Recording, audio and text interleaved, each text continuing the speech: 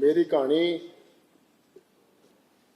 छोटी जी कहानी है जिहड़ी मैं सुनाना चाहना। वो छोटी कहानी, वड्डियां कहानियां भी आने।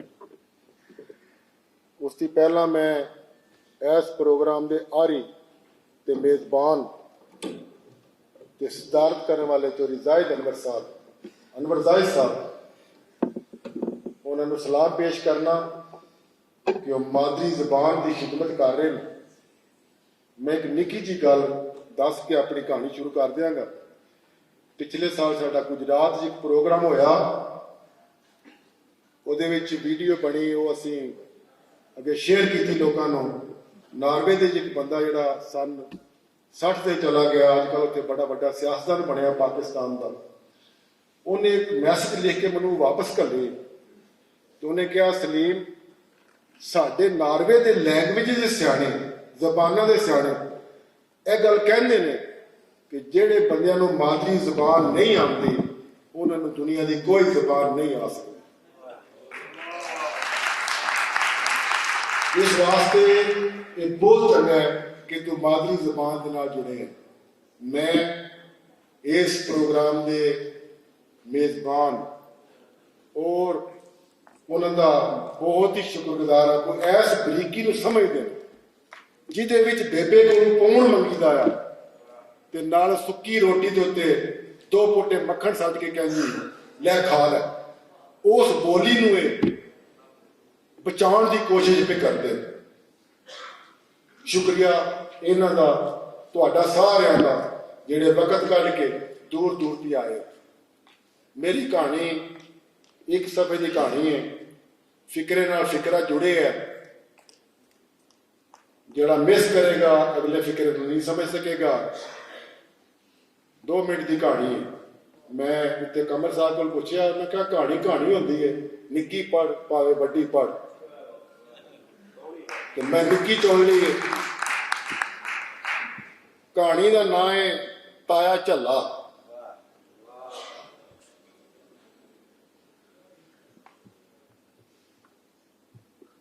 पंजां विचों सारे तो वड्डा सी। प्यू दा भार वंडावण लई छटेरी उमरे मजदूरियां शुरू कर दित्तियां। प्यू मरण मगरों मां ने यह कह के घर रोक लिया, भरावां दे सिर ते रो। उस अपने खाबा नूं पैरां थल्ले मधोल छड़िया ते टब्बर दियां रुझां विच लग गया। नौकरी की जमा पूंजी ला के पहले भरावां नूं दुबईयां वल चाढ़िया, भैणां दे विआह कीते, फिर भरावां नूं अरबां तों यूरोप वल धक्का लवा दिता। घर पक्का हो गया, वेड़े चिप्सां चढ़ गईयां, आपू डंगरां वाले वेड़े वसन लग पिया। चिप्सां वाले घर 2 टाइम दुध फड़ावण ते रोटी खावण आउंदा। एक डंग नूर पीर दे वेले बदल विच घर दुध फड़ावण आया। पैरां नूं गोहा लगा सी, चिप्स उत्ते गोहे दे निशान लग गए। दुध फड़ा के बाहर निकल गया, निशान दूने हो गए।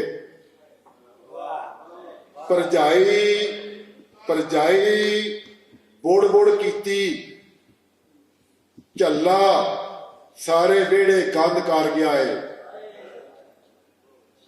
5 साला बाल कोल सुनदा पिया सी, कहन लगा कौन झल्ला? बोली तेरा ताया झल्ला, होर कौन झल्ला?